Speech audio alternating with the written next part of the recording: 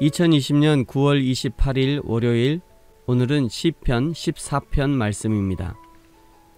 어리석은 자는 그의 마음에 이르기를 하나님이 없다 하는도다. 그들은 부패하고 그 행실이 가증하니 선을 행하는 자가 없도다.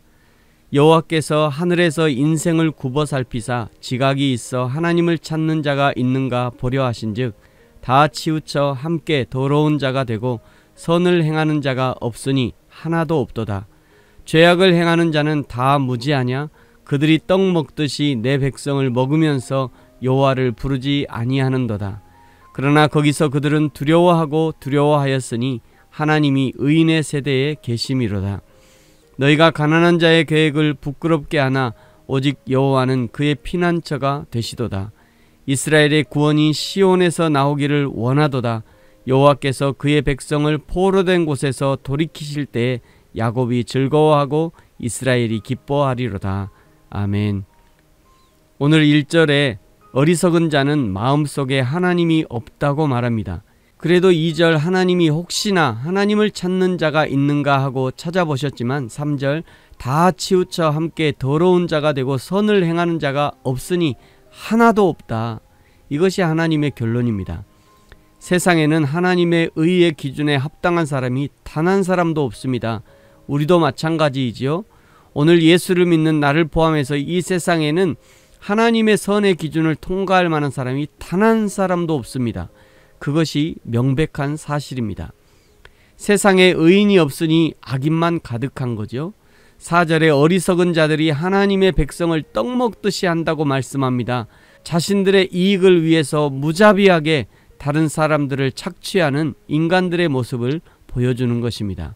창조주 하나님을 존귀하게 여기지 않는 곳에서는 피조물의 삶이 오만해지기 마련입니다.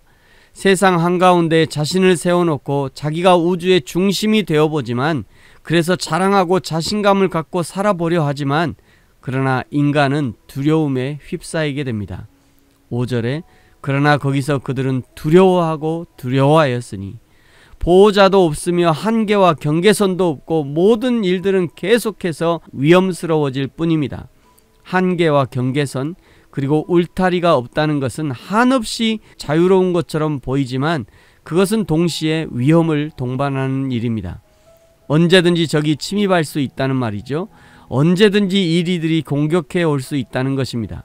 그런데도 그것을 좋아하고 그렇게 살아가는 자들을 오늘 성경은 어리석은 자라고 말씀하시는 것입니다. 그러면 하나님은 도대체 어디 계시는가? 오늘 5절 하반절에요. 하나님이 의인의 세대에 계신다 말씀합니다. 의인들은 모든 삶의 현장에 하나님을 초청함으로 하나님이 기쁘게 거하시는 것입니다. 의인들은 늘 하나님을 의지하고 하나님과 의논하고 하나님의 인도함을 받기를 사모하기 때문에 하나님이 기쁨으로 그 의인과 함께 거하시는 것입니다. 그러나 악인들은 그런 우리의 삶을 보면서 오히려 우리에게 어리석은 자, 바보라고 손가락질을 하는 것입니다. 6절에 너희가 가난한 자의 계획을 부끄럽게 하나. 이렇게 하나님을 멸시하고 불의로 가득 찬 세상을 보면서 정의감에 불타오른 나머지 폭력으로 우리의 정당성을 표현하고 싶어집니다. 그러나 그것은 하나님의 방법이 아닙니다. 하나님은 차라리 하나님께로 피하라고 말씀하지요. 6절 하반절 오직 하나님은 우리의 피난처가 되시도다. 세상의 의인의 정당성을 표현하는 가장 좋은 방법은 폭력이 아니라 조용히 피난처가 되시는 여호와께 피하는 것입니다.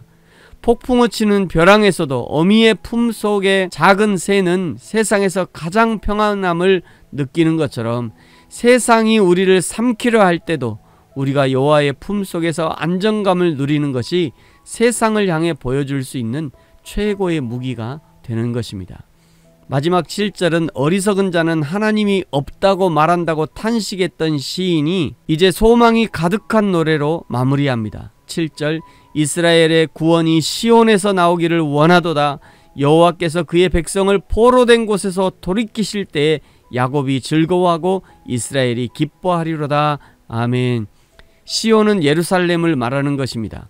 예루살렘이 어디 있습니까? 지리적으로 중동에 있는 이스라엘의 수도 예루살렘을 말하는 것이 아닙니다.